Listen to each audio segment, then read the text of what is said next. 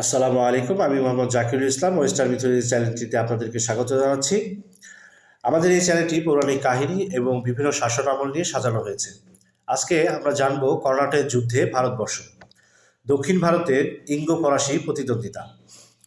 অষ্টাদশ শতাব্দীর মধ্যভাগে দক্ষিণ ভারতে ইংরেজ ও ফরাসি বণিকদের মধ্যে প্রতিদ্বন্দ্বিতার ফলে প্রকাশ্য যুদ্ধ আরম্ভ হয়। এই যুদ্ধ কর্ণাটের যুদ্ধ নামে পরিচিত। কর্ণাটের প্রথম যুদ্ধ 1746 থেকে 1748 খ্রিস্টাব্দ পর্যন্ত হয়েছিল। ইউরোপে অস্ট্রিয়া দেশের সিংহাসনের উত্তরাধিকার নিয়ে ইংরেজ ও ফরাসিদের মধ্যে প্রথম বিশ্বযুদ্ধের যে সূত্রপাত হয়, সেই যুদ্ধের সূত্রে দাক্ষিণাত্যে ইংরেজ ও ফরাসিদের মধ্যে সংঘর্ষ উপস্থিত হয়। 1746 খ্রিস্টাব্দে একটি ব্রিটিশ নৌবহর দাক্ষিণাত্যের কয়েকটি ফরাসি জাহাজ আটক করে নিলে ফরাসি গভর্নর ডুপ্লে মরিশাসের গভর্নর লা বুরন্দের সাহায্য চান। লা বুরন্দেলে এক নৌবহর নিয়ে এসে অনায়াসে মাদ্রাজ অধিকার করেন। 1748 খ্রিস্টাব্দে ইউরোপে এই লা স্যাপল এর সন্ধি দ্বারা ইঙ্গো ফরাসি দ্বন্দ্বের অবসান ঘটলে ভারত ও ইঙ্গো ফরাসি বিবাদের অবসান হয় এবং ইংরেজরা মাদ্রাজ ফিরে পায়।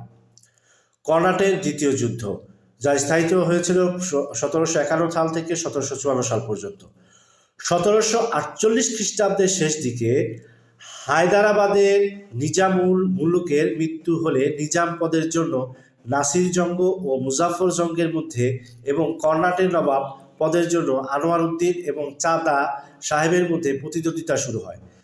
ডুপ্লে কর্ণাটের চাঁদা সাহেব এবং হায়দরাবাদের মুজাফর জঙ্গের পক্ষে যোগ দিয়ে আনোয়ার উদ্দিন ও নাসির জঙ্গের বিরুদ্ধে যুদ্ধ আরম্ভ করেন। ইংরেজরা নাসির জঙ্গ ও আনোয়ার উদ্দিনের পক্ষে যোগ দেন।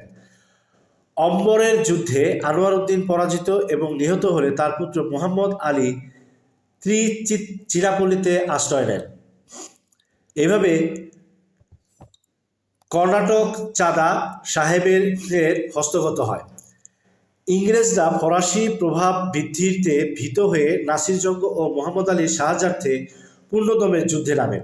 ইংরেজ সেনাপতি মেজর লরেন্সের তৎপরতায় মুজাফফরঙ্গ নাসির জঙ্গের কাছে আত্মসমর্পণ করেন এবং চাঁদা সাহেব পরাজিত হয়ে পন্ডিচেরিতে আশ্রয় নেন।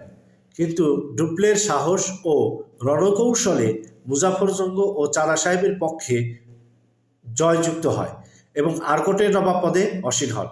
রবার্ট ক্লাইভ ডুপ্লে ও চাঁদা সাহেবের সম্মিলিত বাহিনীকে পরাজিত করে ত্রিচিরাপল্লী অধিকার করেন।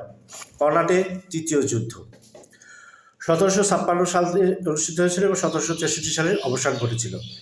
ইউরোপের 7 বছরব্যাপী যুদ্ধ অর্থাৎ 1756 থেকে 1763 খ্রিস্টাব্দ আরম্ভ হলে দক্ষিণাত্যের ইংরেজ এবং ফরাসিদের মধ্যে পুনরায় যুদ্ধ বাধে। ইংরেজ আক্রমণের বিরুদ্ধে পন্ডিচেরি রক্ষা করা অসম্ভব দেখে সেখানকার ফরাসিরা আত্মসমর্পণ করেন 1761 খ্রিস্টাব্দে।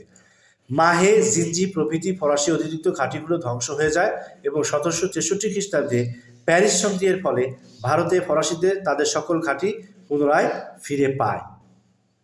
তাহলে কর্ণাটের প্রথম, দ্বিতীয়, তৃতীয় যুদ্ধের মধ্যে কোনটি আপনাকে সবচেয়ে বেশি আকর্ষিত করে সেটি কমেন্ট বক্সে জানাবেন এবং আমাদের চ্যানেলটি লাইক করে রাখবেন এবং শেয়ার করবেন।